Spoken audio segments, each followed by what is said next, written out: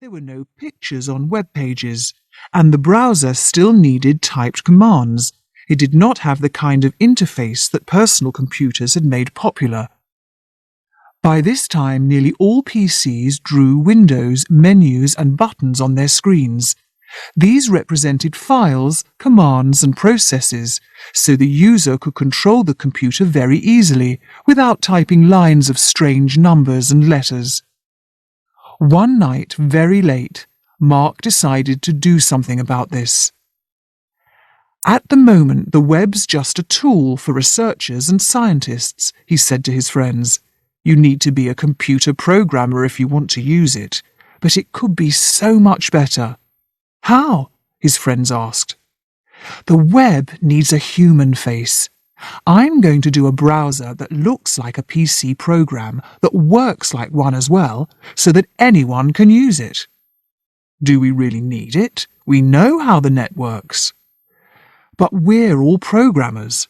The web is full of things for programmers, but there's nothing there that a normal person would want to see. What do you mean, normal? I mean, the web should have music and art and news and everything.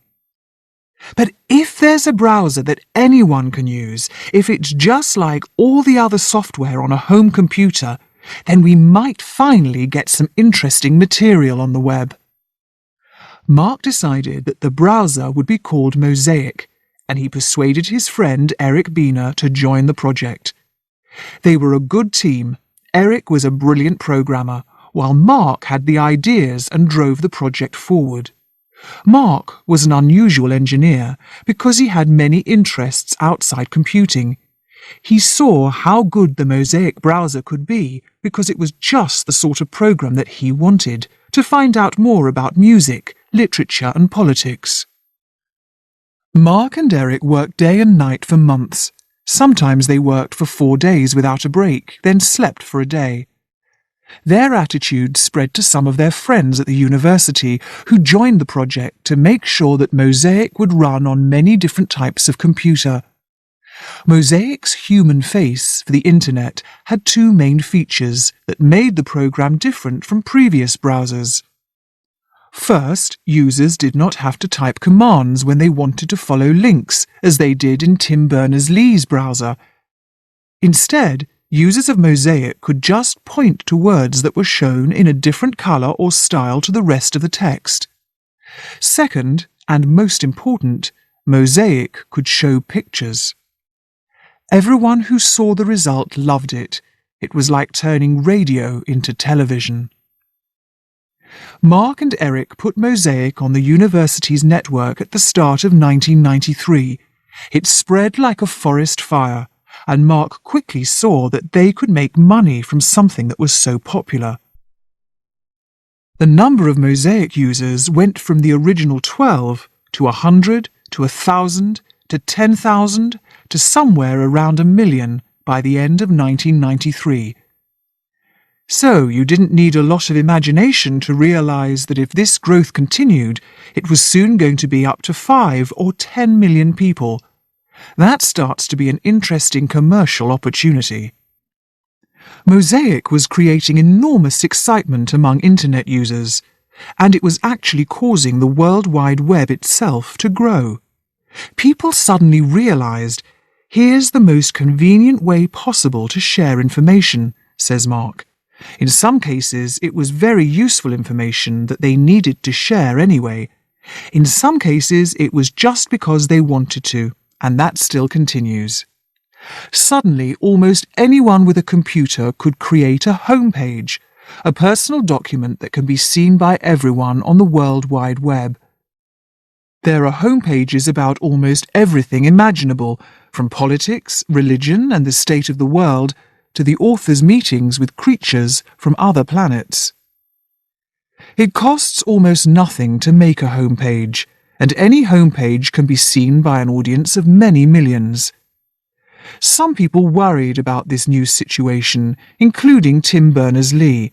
In the summer of 1993, Tim met Mark and complained about Mosaic. "Why did you put pictures in it? That was a really bad thing." "What's the problem?" said Mark. Don't you like pictures? Of course I do, but look what's happening. All the home pages and pictures of everyone's pets, it all takes up space. That isn't what the web is for. I like pictures, said Mark. Lots of people like them. What's the problem? Don't be so serious about it. It's just fun. Mark thought that the people at CERN were mainly interested in the web as a research project. They did not really see it as a practical tool that many other people could use for lots of different purposes. But that was why Mark had written Mosaic, to make the web useful and fun for people who were not scientists or engineers. Mark and his friends enjoyed the success of the Mosaic browser, but they did not like what happened next. John Mittelhauser, one of Mosaic's original programmers, came running to see Mark one day in December 1993. He was obviously angry. "Have you seen this?" he shouted, holding the business pages of the New York Times. "What is it?" Mark asked. "It's today's Times. There's a big story on Mosaic." "That's good, isn't it?" "No, it isn't.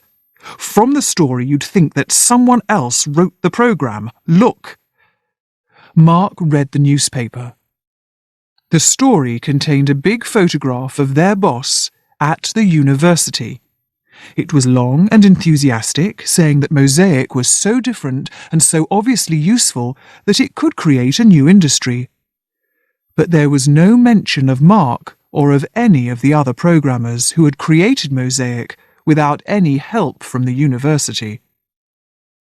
"You see," said John, "before Mosaic, the bosses didn't know who we were. It was just us, making plans at 2 o'clock in the morning over pizzas and cokes. Now they're taking over." John Mittelhauser was right. Their bosses at the university began to take over the project. The programmers suddenly found themselves in meetings with 40 people planning their next features. But none of the programmers thought that the bosses really understood the program or its achievements. Mark had a theory about why the university bosses were interested in Mosaic. "They're getting millions of dollars per year in government money for mainframe computing," he told Eric Bina, "and no one really wants to use mainframes anymore. So they've got two choices. They can give up the government money, or they can find something else to do. But you know that if you work at a university, you never give up government money, so you look for something else to do. They saw Mosaic and took it over." Mark saw that he would not be in control of Mosaic if he stayed at the university. He left Illinois and went straight to Silicon Valley in California, the home of America's computer industry. At this time, one of Silicon Valley's most famous businessmen was looking for a new project. Jim Clark had built SGI into a company worth billions of dollars, making small, powerful computers that were designed to be linked in a network. But he no longer controlled the company he had started, and he did not agree with the direction it was now taking. Jim left SGI in January 1994. He intended to start a new company, but he did not have a clear idea of what this new firm should do. Bill Foss was one of Jim's friends at SGI. Jim spoke to Bill on his last day at the company. "Do you know any good engineers?" he asked. "I want to find some good people with ideas." Bill had learned from the web that Mark Andreessen was now in Silicon Valley, so he found Mark's telephone number, gave it to Jim and said, "Give him a call. People say he's a bright engineer." To show Jim what Mark could do, Bill loaded Mosaic onto a computer. This was the first time Jim had seen the World Wide Web. Before he was finished, he sent an email to Mark. "You may not know me, but I started SGI." Jim asked Mark if he would like to meet him the next day. Of course, Mark did know who Jim Clark was, and he agreed to the meeting immediately. Jim and Mark met many times in the next few weeks. Mark was shy at first, but gradually he began to argue that Jim should start an internet company. "We should do a Mosaic killer," he said. "A new web browser that's clearly better than Mosaic. It's the obvious thing to do." "I don't understand," said Jim. "How is it obvious?" "Just look at how many people are using Mosaic," said Mark. "And look at the web. It's taking over the internet. The size of the net is doubling every year and a half. So by the time we get some products on the market, 50 million people will be on the net. You've got to be able to make some money with 50 million people using your product. We have to get into this business." "But every person I talk to tells me no one makes money on the net. I'm supposed to be in business." "That doesn't make any sense," said Mark. "It's just like saying, who's going to sell the first telephone? Who's going to buy it? Who will they call? Someone always has to be first. In every new market, there's a company that takes a risk and gets very rich." Jim listened to Mark, and eventually he said, "I'll put money into that.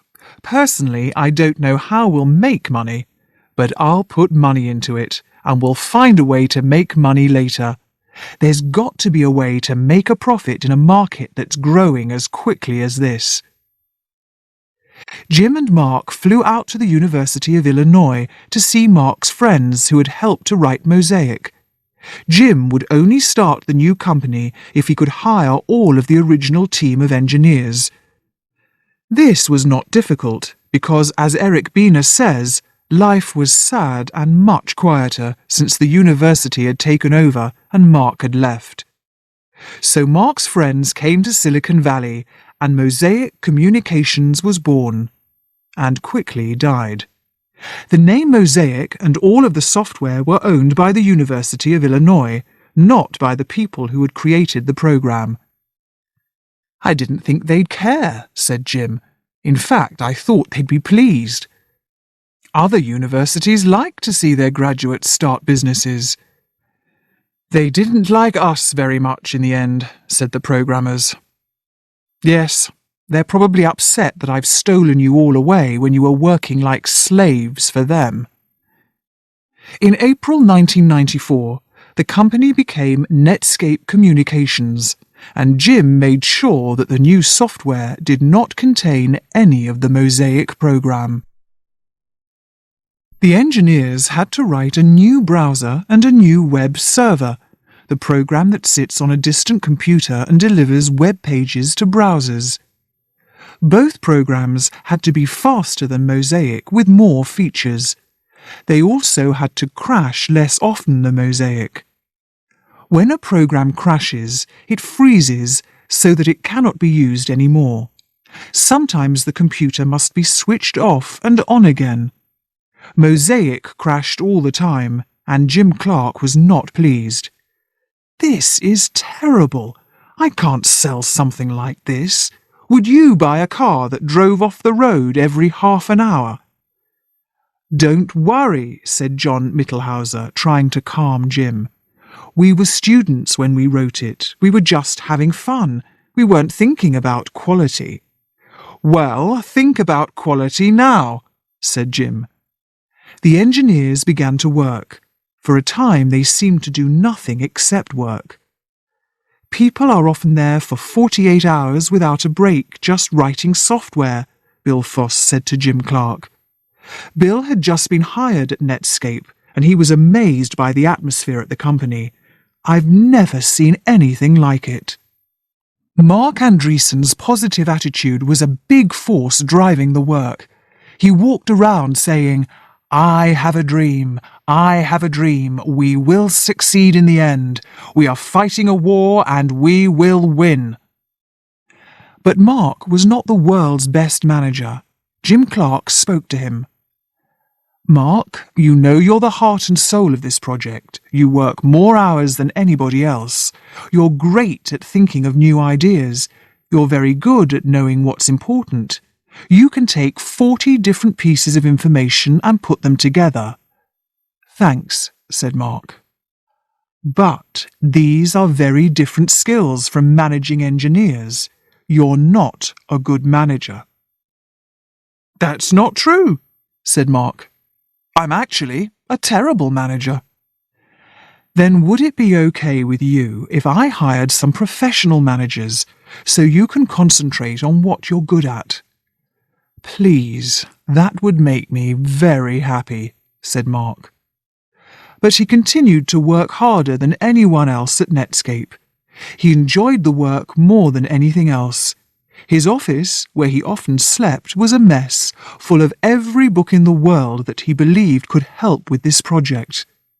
Many of the books were about Bill Gates, the world's richest man, in control of the world's most successful company. All of Bill Gates's power was built on Microsoft's control of the operating system for IBM personal computers.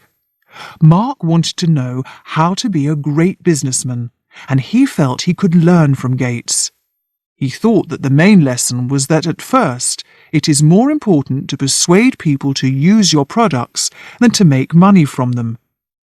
Microsoft only began to charge high prices and make enormous profits after the IBM PC had taken over the personal computer market. So Mark decided that Netscape's browser would be free to non-commercial users.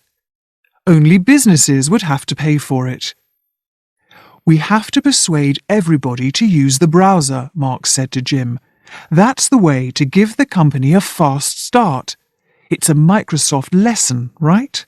If everyone uses your product, you've got a lot of possibilities, a lot of ways to make money from that. Market share now equals income later, and if you don't have the market share now, you're not going to get the income later. Whoever gets the market share wins. Mark believed that the web would be like the market for PC software. In a market like this, there has to be just one single big winner. Mark wanted Netscape to be the winner on the World Wide Web. On the 13th of October 1994, the new software was put on the web. The engineers stayed up all night with beer and pizza to watch as the downloading began. Downloading is making copies of files from the internet. Within an hour, their computer had crashed because demand for the software was so great. In a few weeks, almost everyone on the World Wide Web was using Netscape's software. The browser, called Navigator, was much faster than its competitors. It could also show more interesting pages because it added new features to the HTML language. Soon, many web pages contained notices that said, "This page is best viewed with Netscape Navigator." This was free advertising, and it caused millions more people to download Netscape software. In 1993, the World Wide Web was only the 11th largest cause of traffic on the net. By the summer of 1995, it was number 1, mainly because there were more than 10 million Netscape users. There were still even more individual email messages, but web pages are larger computer files than most email messages, so the web caused more traffic. Some of the first users of Netscape's products were businesses. At this time, most firms did not actually try to sell anything over the web, but a company website, a set of linked pages, did offer immediate advantages. First, it could cut costs. It is much cheaper to put company information on the web than to pay people to answer phones. Second, it could attract new business. Many people prefer to look up prices and other information on the web than to travel to a shop or make a telephone call. Third, the web became very fashionable very quickly among businesses as well as individuals. Netscape charged businesses between $1,500 and $5,000 for the software to run a website. That was how the company made a profit.